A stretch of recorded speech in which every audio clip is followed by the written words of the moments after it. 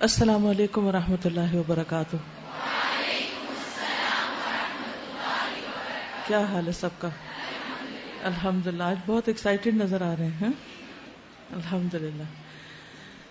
چلیے، رمضان کے اگرچہ کچھ دن باقی ہیں لیکن الوداع رمضان کا پیج 42 نکال لیجئے، اور ہماری چونکہ تکمیل ہے اس مناسبت سے اس کو پڑھوں گی۔ بسم اللہ الرحمن الرحیم۔ آخر کار الوداعی گھڑیاں آ پہنچی، ایام معدودات گنتی کے چند دن اختتام کو پہنچے۔ ان ایام میں جو بھی نیکی کا کام ہوا وہ اللہ کی توفیق سے ہوا۔ اس ماہ میں کوئی بھی نیکی ہم اگر کر سکے تو اس پر کسی قسم کا کوئی غرور دل میں نہیں آنا چاہیے، کسی قسم کا کوئی تکبر نہیں ہونا چاہیے، کیونکہ اللہ کے نیک بندوں کے بارے میں آتا ہے والذین یؤتون ما آتوا وقلوبهم وجلة انہم الی ربہم راجعون، اور جن کا حال یہ ہے کہ وہ اللہ کی راہ میں دیتے ہیں جو کچھ بھی وہ دے سکتے ہیں، پھر بھی دل ان کے اس خیال سے کانپتے رہتے ہیں کہ ہمیں اپنے رب کی طرف پلٹنا ہے، یعنی ان کا ہم و غم آخرت ہوتی ہے۔ وہ یہ نہیں دیکھتے کہ انہوں نے آج دنیا میں کیا اچیو کیا، کیا کمایا، وہ اس بات کی فکر کرتے ہیں کہ ان کے ساتھ کل کیا بنے گا۔ محنت اور کوشش کے باوجود اس احساس کے ساتھ کہ حق تو یہ ہے کہ حق ادا نہ ہوا، ایسے میں دل سے ایک آواز آتی ہے کہ اے رب، تو ہمارے اعمال کو نہ دیکھ، اپنی وسیع رحمت کو دیکھ، تو ہمیں اپنا قرب ہماری عبادت کی وجہ سے نہیں اپنے کرم کی بدولت عطا فرما، تو اپنی عبادت کو ہماری آنکھوں کی ٹھنڈک بنا، ہمیں اخلاص کی دولت سے نواز اور بغیر حساب کے بخش دے، کیونکہ تو واسع المغفرہ ہے۔ اس رمضان میں جو کچھ ہو سکا وہ خاص تیری عنایت کی وجہ سے تھا، اور جو نہ ہو سکا وہ سراسر ہماری اپنی کوتاہی اور غفلت کی وجہ سے تھا۔ بہرحال جو کچھ ہوا سپردم بتو مایہ خیش راہ، تو دانی حساب کم و بیش راہ۔ میں اپنا حقیر سرمایہ تیرے سپرد کرتا ہوں، حساب کی کمی بیشی کو تو خوب جانتا ہے۔ یا رب، ہمیں آئندہ تمام زندگی کے لیے صراط مستقیم پر جمائے رکھنا اور کبھی بھی نیکی کے مواقع سے محروم نہ رکھنا۔ شروع کرتے ہیں آخری پارہ۔ سورۃ النبأ مکی سورت ہے۔ بسم اللہ الرحمن الرحیم۔ عما یتساءلون عن النبأ العظیم الذی هم فیہ مختلفون کلا سیعلمون ثم کلا سیعلمون۔ یہ لوگ کس چیز کے بارے میں پوچھ گچھ کر رہے ہیں؟ کیا اس بڑی خبر کے بارے میں، یعنی قیامت کے بارے میں، جس کے متعلق یہ مختلف قسم کی چہ میں گویاں کرنے میں لگے ہوئے ہیں؟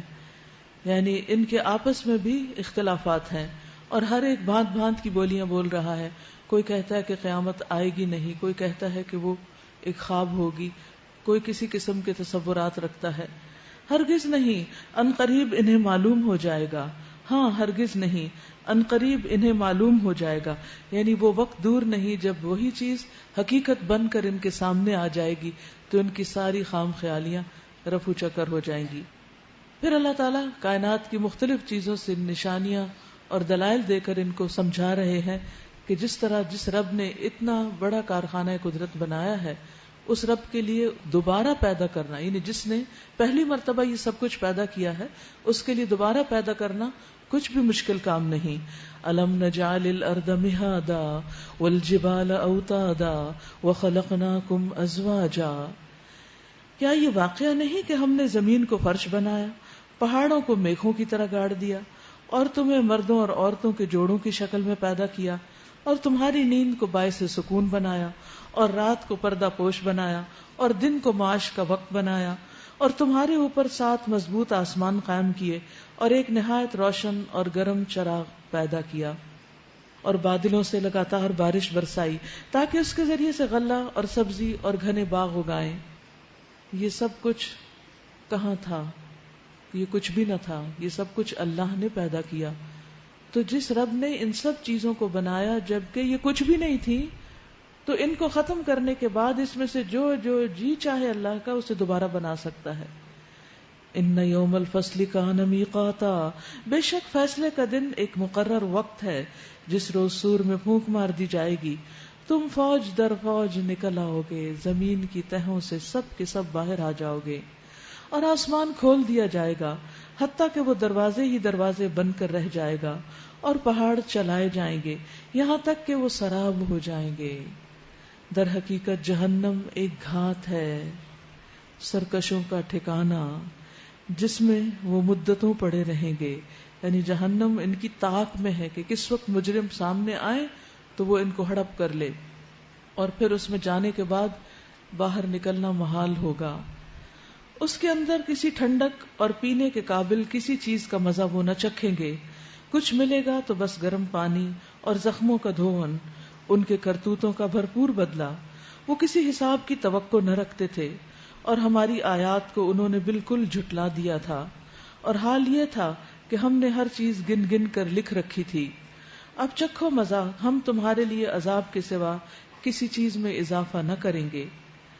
ان للمتقین مفازا حدائق واعنابا، یقیناً متقیوں کے لیے کامرانی کا ایک مقام ہے، باغ اور انگور اور نوخیز ہمسن لڑکیاں اور چھلکتے ہوئے جام، وہاں کوئی لغو اور جھوٹی بات وہ نہ سنیں گے۔ تو اس لیے جو شخص جنت میں جانا چاہتا ہے اسے دنیا میں بھی جھوٹ سے بچنا چاہیے، اور جھوٹی باتوں سے بھی کوئی دلچسپی نہیں ہونی چاہیے۔ جزا اور کافی انعام تمہارے رب کی طرف سے، اس نہایت مہربان اللہ کی طرف سے جو زمین و آسمان اور ان کے درمیان کی چیزوں کا مالک ہے، جس کے سامنے کسی کو بولنے کا یارہ نہیں۔ یوم یقوم الروح والملائکۃ صفا، جس روز روح اور ملائکہ صف بستہ کھڑے ہوں گے، کوئی نہ بولے گا سوائے اس کے جسے رحمان اجازت دے۔ یعنی کوئی کسی کی شفاعت نہیں کر سکے گا، کوئی کسی کو دلاسا نہیں دے سکے گا، کوئی کسی کے کام نہیں آئے گا، کسی کی مدد نہیں کرے گا۔ ابن عمر رضی اللہ عنہما نے بیان کیا ہے کہ بے شک قیامت کے دن لوگ گروہ در گروہ چلیں گے، ہر امت اپنے نبی کے پیچھے ہوگی اور کہے گی اے فلاں ہماری شفاعت کرو، اے فلاں ہماری شفاعت کرو۔ آخر کار شفاعت کے لیے نبی صلی اللہ علیہ وسلم کی خدمت میں حاضر ہوں گے، تو یہی وہ دن ہے جب اللہ تعالیٰ آپ کو مقام محمود عطا کرے گا۔ تو اس سے پتہ چلتا ہے کہ کوئی بھی اپنی مرضی سے شفاعت نہیں کر سکے گا۔ اس لیے ہم سب کو اس بات کی فکر کرنی چاہیے کہ ہم آج تو دنیا میں کہہ دیتے ہیں کہ اگر ہم کسی مصیبت میں پھنسے فلاں بزرگ ہمارے کام آ جائیں گے، فلاں پیر صاحب چھڑا لیں گے، لیکن حقیقت یہ ہے کہ وہاں ہر ایک کو اپنی پڑی ہوگی۔ پیغمبر خود فکر کر رہے ہوں گے اور رب سلم سلم پکار رہے ہوں گے کہ اے رب سلامت رکھ، اے رب سلامتی عطا فرما۔ ذالک الیوم الحق فمن شاء اتخذ الی ربہ مآبا، یہ دن بالکل برحق ہے، یعنی یہ قیامت کا دن ضرور آئے گا۔ اب جس کا جی چاہے اپنے رب کی طرف پلٹنے کا راستہ اختیار کر لے۔ ہم نے تم لوگوں کو اس عذاب سے ڈرا دیا ہے جو قریب آ لگا ہے، جس روز آدمی وہ سب کچھ دیکھ لے گا جو اس کے ہاتھوں نے آگے بھیجا، اور کافر پکار اٹھے گا کاش میں خاک ہوتا، کاش میں مٹی میں مل کر مرنے کے بعد مٹی ہی ہو جاتا، دوبارہ نہ اٹھایا جاتا۔ لیکن حقیقت یہ ہے کہ اللہ سبحانہ وتعالی سب کو مرنے کے بعد دوبارہ پیدا فرمائے گا۔ سورۃ النازعات، بسم اللہ الرحمن الرحیم، والنازعات غرقا والناشطات نشطا والسابحات سبحا فالسابقات سبقا فالمدبرات امرا یوم ترجف الراجفہ تتبعها الرادفہ قلوب یومئذ واجفہ ابصارها خاشعہ یقولون ائنا لمردودون فی الحافرہ۔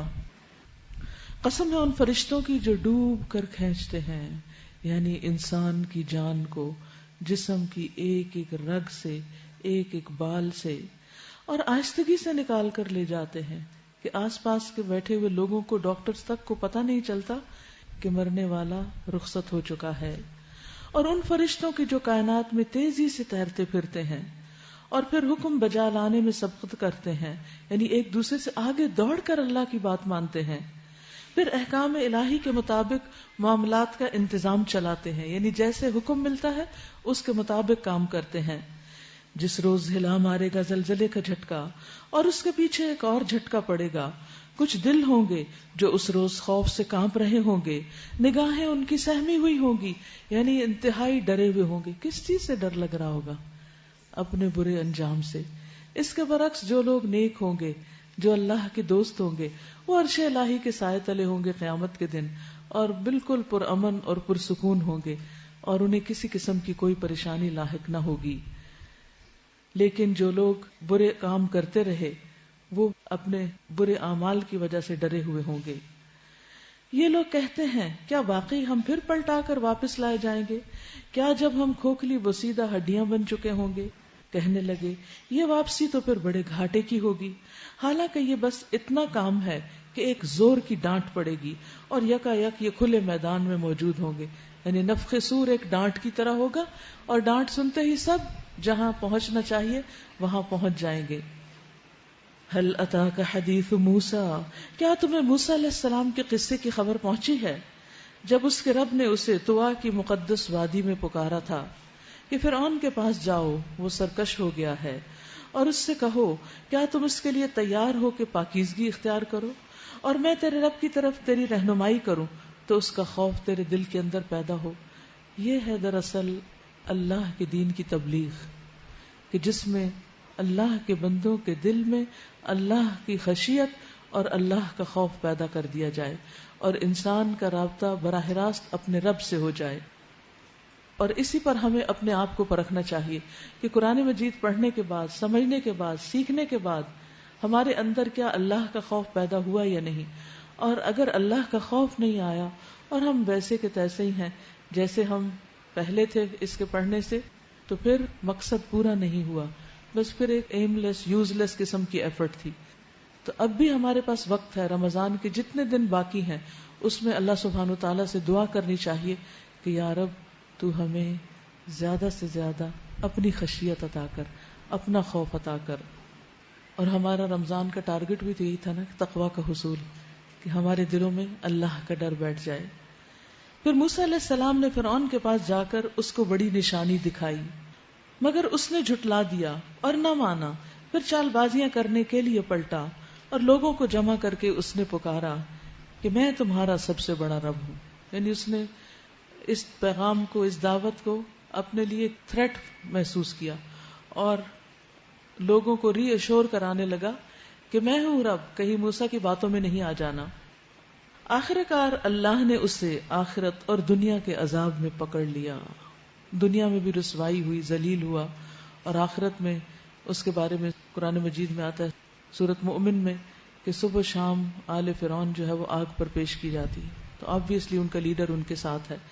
یعنی برزخ میں، دنیا میں، قیامت کے دن، حشر میں، ہر حال میں ان کے لیے مصیبت ہی مصیبت. صرف فرعون کے لیے نہیں، اس کی پوری قوم کے لیے. ان فی ذلک لعبرۃ لمن یخشی، یقیناً اس میں عبرت ہے. کس کے لیے؟ لمن یخشی، اس کے لیے جو ڈرتا ہو. کون؟ میں اور آپ. اگر ہم ڈرتے ہوں تو ہم اپنی انا، تکبر اور کسی بھی قسم کی اپنے دل میں جو اپنے ذات کے لیے بڑائی ہے اس کو نکال باہر کریں، کیونکہ یہ فرعونیت کی طرف لے جاتی. فرعون کی سب سے بڑی مشکل یہ تھی کہ اس نے تکبر کیا تھا. اور آج بھی اگر کسی کے دل میں رائی کے دانے برابر بھی تکبر ہے تو اسے نکالنے کی فکر کرنی چاہیے اور اللہ سے دعا کرنی چاہیے کہ ہمارے دلوں کو نرم کر دے، ہمیں ہمبل کر دے، کیونکہ قیامت کے دن اس تکبر کے ساتھ کوئی بھی جنت میں نہیں جا سکتا. تو ان فی ذلک لعبرۃ لمن یخشی اانتم اشد خلقا ام السماء بناها، کیا تم لوگوں کی تخلیق زیادہ سخت کام ہے یا آسمان کی؟ تمہیں بنانا مشکل ہے جس میں تم شک کرتے ہو، یا آسمان کو بنانا مشکل ہے جو تم اپنی آنکھوں سے دیکھ رہے ہو؟ اللہ نے اس کو بنایا، اس کی چھت خوب اونچی اٹھائی، پھر اس کا توازن قائم کیا اور اس کی رات ڈھانکی اور اس کا دن نکالا. اس کے بعد زمین کو اس نے بچھایا، اس کے اندر اس کا پانی اور چارہ نکالا اور پہاڑ اس میں گاڑ دیے سامان زیست کے طور پر، یعنی زندگی کے لیے، تمہارے لیے اور تمہارے جانوروں کے لیے، مویشیوں کے لیے. پھر جب وہ ہنگامہ عظیم برپا ہوگا، یعنی قیامت کا دن، اسے الطامہ الکبریٰ کہا گیا. طامہ ایسی مصیبت کو کہتے ہیں جو ٹالے نہ ٹلے. دنیا میں تو کئی مسائل ایسے ہوتے ہیں نا، کئی پریشانیاں ہوتی ہیں کہ جن کا کوئی نہ کوئی علاج ہوتا ہے، اگر ایک مریض بیمار ہے تو اس کو آپ دوا دیتے ہیں، کسی کو وینٹیلیٹر پہ ڈال دیتے ہیں، کسی کو انجیکشن دیتے ہیں، کسی کے اوپر کو دم جھاڑ کرتے ہیں، اور وہ اس درد سے، تکلیف سے، مصیبت سے افاقے میں آ جاتا ہے، یعنی ٹھیک ہو جاتا ہے. لیکن آخرت کی مصیبت ایسی ہے، اتنی پھیلی ہوئی کہ وہ کسی بھی طرح ختم نہ ہوگی جب تک کہ اللہ سبحانہ و تعالی بندوں کو ان کے مقام اور انجام تک پہنچا نہ دے. یوم یتذکر الانسان ما سعی، اس دن میں اور آپ کیا کر رہے ہوں گے؟ وہ دن جس روز انسان اپنا سب کیا دھرا یاد کرے گا کہ دنیا میں کیا کرتا رہا، اپنے ہی اعمال پر شرمندگی ہوگی، اپنا ہی جو وقت ضائع کیا اس پر ندامت ہوگی، اور اس دن انسان کو کچھ بھی بھولے گا نہیں، سب یاد آ جائے گا.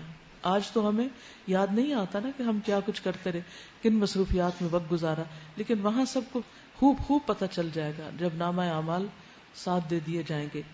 وَبُرِّزَتِ الْجَحِيمُ لِمَن يَرَىٰ، اور ہر دیکھنے والے کے سامنے دوزخ کھول کر رکھ دی جائے گی.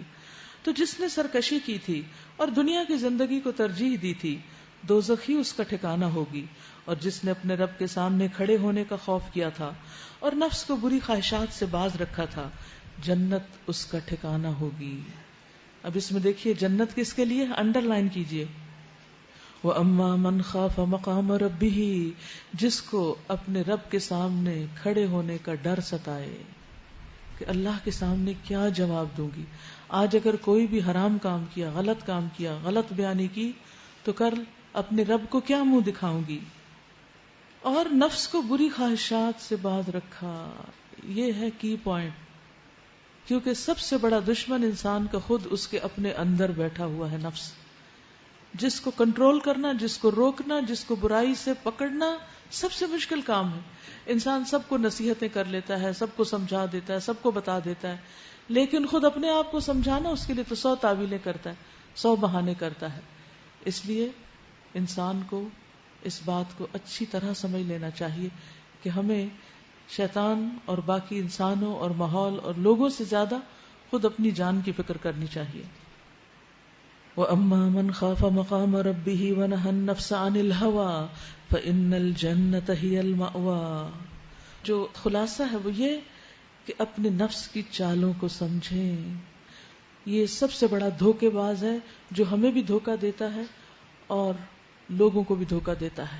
تو اس کے دھوکے کو سمجھیں، کیونکہ جب ضمیر اندر سے کچوکا بھی لگاتا ہے کہ تم نے غلط کیا، تو نفس آڑے آ جاتا ہے، تعویلیں کرنا شروع کر دیتا ہے کہ نہیں ساری دنیا کر رہی ہے، تم نے کر لیا تو کیا ہوا، بس یہ تو ایک چھوٹی سی بات ہے، اس کے کرنے میں تو کوئی حرج نہیں.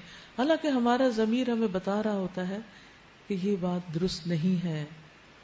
یہ لوگ تم سے پوچھتے ہیں آخر وہ گھڑی کب آ کر ٹھہرے گی، یعنی قیامت کب آئے گی، تمہارا کیا کام کہ اس کا وقت بتاؤ، اس کا علم تو اللہ پر ختم ہے، تم صرف خبردار کرنے والے ہو ہر اس شخص کو جو اس کا خوف کرے، یعنی قیامت سے ڈرے.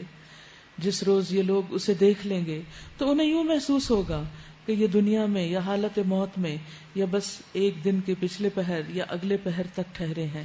یعنی دنیا کی یہ لمبی زندگی چند لمحے محسوس ہوگی. یعنی انسان کی سوچ اس وقت سوچیں کیا ہوگی. اس وقت ہو سکتا ہے آپ کو آج کل گرمیوں کا موسم ستاتا ہو، لمبے روزوں آپ کے اوپر کچھ بھاری گزرتے ہوں یا کسی بھی قسم کی کوئی چیز تکلیف دیتی.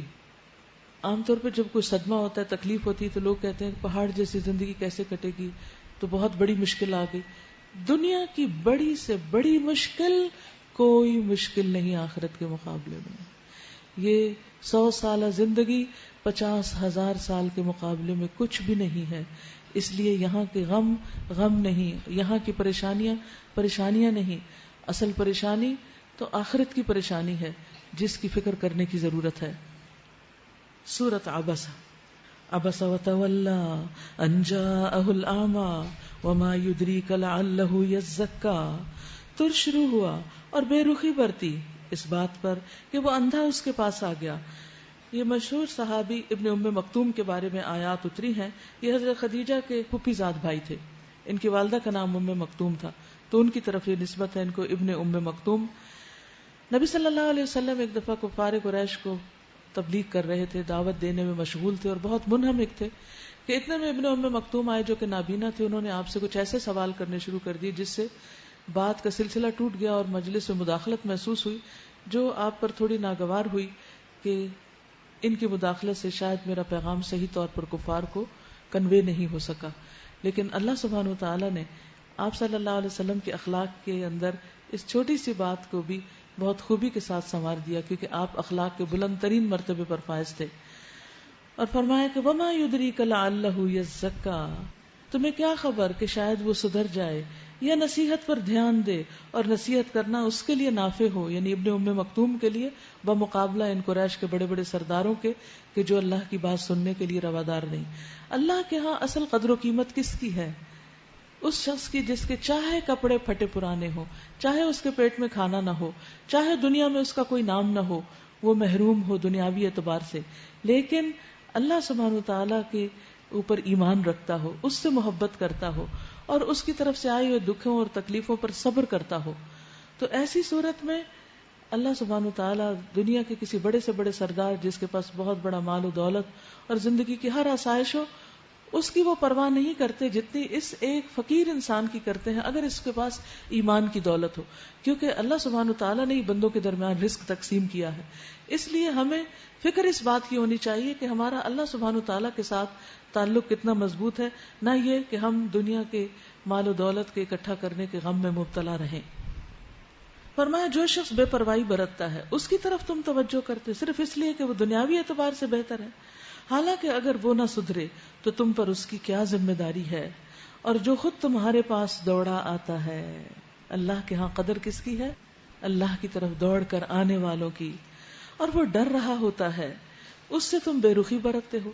تو اس سے یہ پتہ چلتا ہے کہ جو لوگ دین کی طرف دوڑ کر آنے والے ہوں، دین کے لیے مخلص ہوں، محنت کرنے والے ہوں، ان کی قدردانی زیادہ کی جانی چاہیے بنسبت صرف مالدار لوگوں کے، خواہ وہ دین کی طرف آئیں یا نہ آئیں. ہاں اگر وہ بھی دین کی طرف آئیں تو وہ بھی بہت قدر اور عزت کے لائق ہیں، لیکن ان اکرمکم عند اللہ اتقاکم، اللہ کے نزدیک تم میں سب سے زیادہ عزت والا وہ ہے جس کے اندر سب سے زیادہ تقویٰ ہے، اتقا ہے، جو سب سے زیادہ اللہ سے ڈرتا ہے.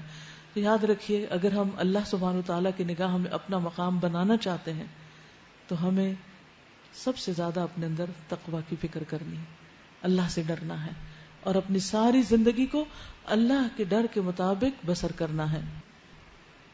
تو جو شخص تمہارے پاس خود دوڑ کر آ رہا ہے اور وہ ڈر رہا ہوتا ہے، اس سے تم بے رخی برتتے ہو، ہرگز نہیں. یہ تو ایک نصیحت ہے، جس کا جی چاہے اسے قبول کر لے. یہ ایسے صحیفوں میں درج ہے جو مکرم ہیں، بلند مرتبہ ہیں، پاکیزہ ہیں، معزز اور نیک کاتبوں کے ہاتھوں میں رہتے ہیں. لعنت ہو انسان پر، کیسا سخت منکر حق ہے. کس چیز سے اللہ نے اسے پیدا کیا؟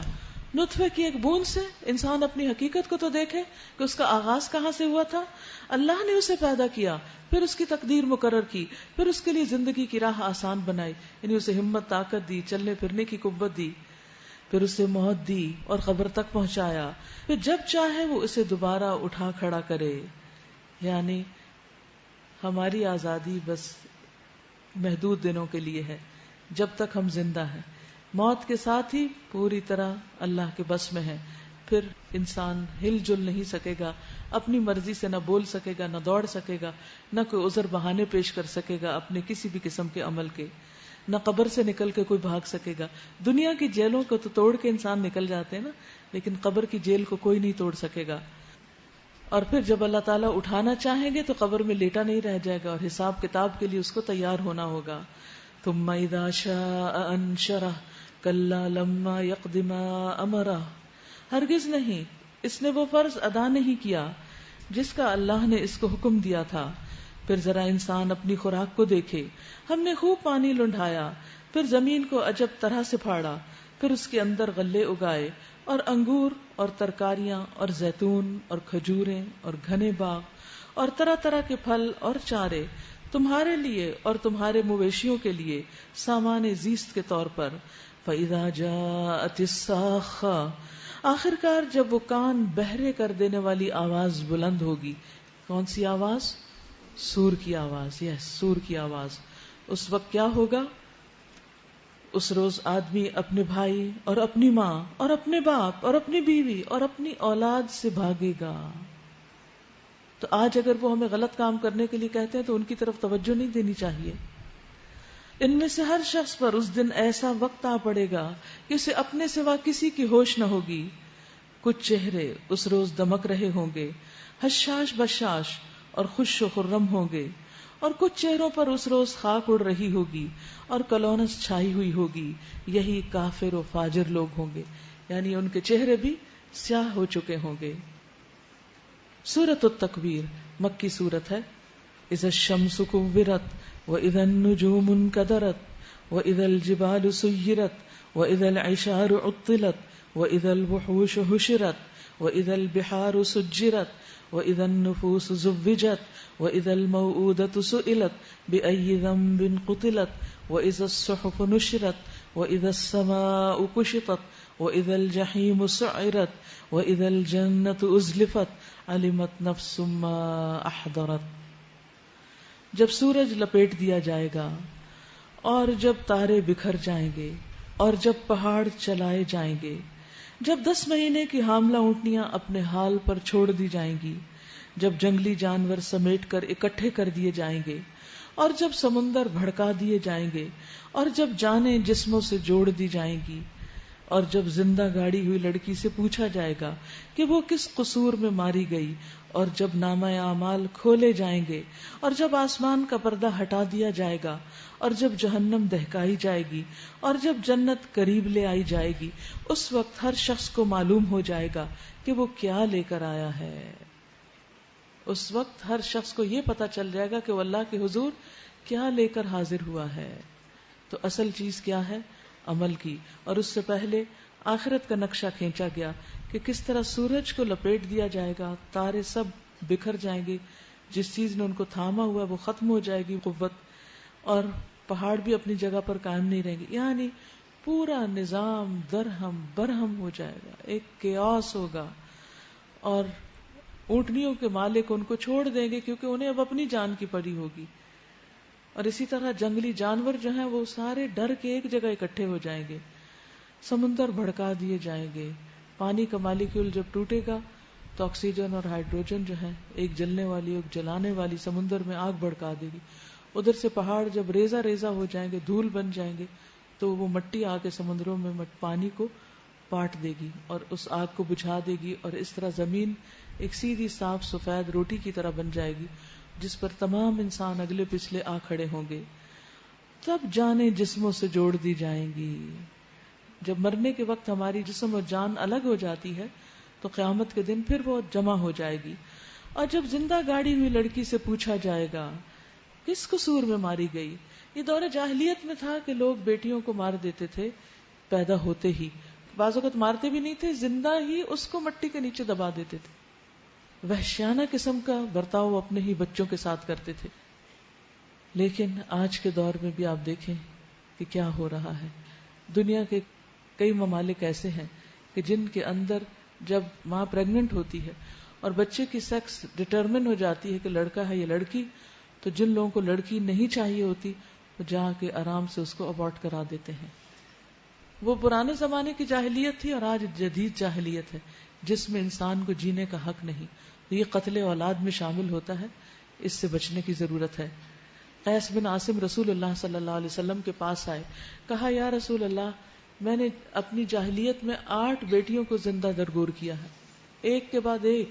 آپ نے فرمایا ان میں سے ہر ایک کے عوض ایک غلام آزاد کرو. اس نے کہا میں تو اونٹوں والا ہوں. تو آپ نے فرمایا اچھا، ہر ایک کے بدلے میں ایک اونٹ آزاد کرو. یعنی ایون دو کہ وہ مسلمان ہو چکا تھا، اس کے گناہ معاف ہو گئے، لیکن پھر بھی آپ نے اونٹوں کو بطور کفارہ دینے کا حکم دیا. وَإِذَا الصُّحُفُ نُشِرَتْ، صحیفے یعنی اعمال نامے ہر ایک تک پہنچ جائیں گے، پھیلا دیے جائیں گے، نشر کر دیے جائیں گے، پبلش کر دیے جائیں گے. جیسے صبح صبح اخبار سب کے گھروں میں پہنچ جاتی ہے نا. اخبار تو سارے گھر والوں کے لیے ایک ہوتی ہے، لیکن ہر بندے کے ہاتھ میں اس کا نامہ اعمال دے دیا جائے گا. اور جب آسمان کا پردہ ہٹا دیا جائے گا، سوچئے اس وقت کیا نظر آئے گا. اور جب جہنم دہکا دی جائے گی اور جب جنت قریب لے آئی جائے گی، اس وقت ہر ایک کو معلوم ہو جائے گا کہ وہ کیا لایا ہے.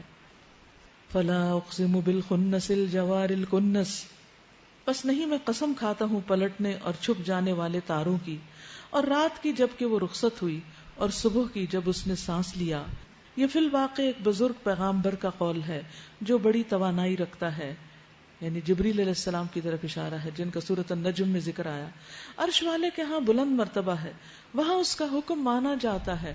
یعنی جبریل علیہ السلام فرشتوں کے سردار ہیں اور ایسے امیر ہیں اور ایسے قوت والے اور روب والے ہیں کہ ان کے انڈر جتنے بھی فرشتے کام کرتے ہیں وہ سب ان کی بات سنتے ہیں اور مانتے ہیں، کوئی بھی ان کے حکم عدولی نہیں کرتا.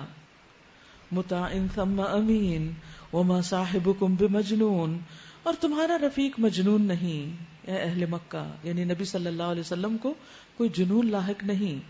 اس نے اس پیغامبر کو روشن افق پر دیکھا اور وہ غیب کے اس علم کو لوگوں تک پہنچانے کے معاملے میں بخیل نہیں، اور یہ کسی شیطان مردود کا قول نہیں. پھر تم لوگ کدھر چلے جا رہے ہو؟ یعنی سنتے کیوں نہیں پیغام نصیحت؟ ان هو الا ذکر للعالمین، یہ تو سارے جہان والوں کے لیے ایک نصیحت ہے. یعنی یہ قرآن سب کے لیے، قرآن فار آل. تم میں سے ہر اس شخص کے لیے جو راہ راست پر چلنا چاہتا ہو، اور تمہارے چاہنے سے کچھ نہیں ہوتا جب تک اللہ رب العالمین نہ چاہے. تو اس لیے ڈرنا چاہیے کہ اللہ تعالی ہم سے ناراض نہ ہو اور ہم سے نیکیوں کے مواقع چھن نہ جائیں. سورۃ الانفطار. بسم اللہ الرحمن الرحیم. اذا السماء انفطرت واذا الكواكب انتثرت واذا البحار فجرت واذا القبور بعثرت علمت نفس ما قدمت واخرت. جب آسمان پھٹ جائے گا اور جب تارے بکھر جائیں گے اور جب سمندر پھاڑ دیے جائیں گے اور جب قبریں کھول دی جائیں گی، اس وقت ہر شخص کو اس کا اگلا پچھلا سب کیا دھرا معلوم ہو جائے گا. یعنی آخرت کے دن انسان کو اپنا ایک ایک عمل دکھا دیا جائے گا. یا ایھا الانسان ما غرک بربک الکریم، اے انسان کس چیز نے تجھے اپنے اس رب کریم کی طرف سے دھوکے میں ڈال دیا ہے، جس نے تجھے پیدا کیا، تجھے نک سک سے درست کیا، تجھے متناسب بنایا، جس صورت میں چاہا تجھ کو جوڑ کر تیار کیا. یعنی جس رب نے تمہیں اتنا پیارا بنایا، اتنا خوبصورت بنایا، ایک ایک بال اپنے مناسب جگہ پر لگایا کہ اگر پلکیں بنائی یا آئی بروز بنائے تو ان کے بالوں کو کتنا متناسب انداز میں کیسا اینگل دیا. اللہ چاہتا تو سارے ماتھے کے اوپر بال اگا دیتا، تو ہم کیا کر سکتے تھے. پھر ایک ایک انگلی، ناخن، ایک ایک چیز انسان کی پرفیکٹ بنائی. ناخنوں کے باہر اور طرح کی سکن لگائی، اندر کی طرف اور طرح کی سکن لگائی. کیا یہ ہے پیزٹ سب کچھ ہو گیا؟ کسی عقل اور سمجھ اور حکمت والے کا کام نہیں کہ اندر کے ہاتھ اور طرح استعمال ہوں گے اور باہر کے اور طرح، اور ان کی سکن آپس میں مختلف ہونی چاہیے. اپنے ہاتھوں کے دیکھیے کہ کس طرح بغیر کسی جوڑ کے اوپر اور نیچے کی سکن کو آپس میں جوڑ بھی دیا گیا ون پیس کے طور پر. لیکن انسان نے اپنے رب کا کیا حق ادا کیا؟ کلا بل تکذبون بالدین، ہرگز نہیں بلکہ تم روز جزا کو جھٹلاتے ہو. وان علیکم لحافظین، اور بے شک تم پر نگہبان موجود ہیں. کرامن کاتبین، ایسے معزز کاتب جو تمہارے ہر فعل کو جانتے ہیں، تمہارے اعمال سے خوب باخبر ہیں اور سب کچھ لکھ رہے ہیں. یعلمون ما تفعلون، وہ جانتے ہیں جو کچھ تم کرتے ہو. ان الابرار لفی نعیم، بے شک نیک لوگ نعمتوں میں ہوں گے. وان الفجار لفی جحیم، اور بے شک فجار، فاسق لوگ، بدکار لوگ جہنم میں جائیں گے.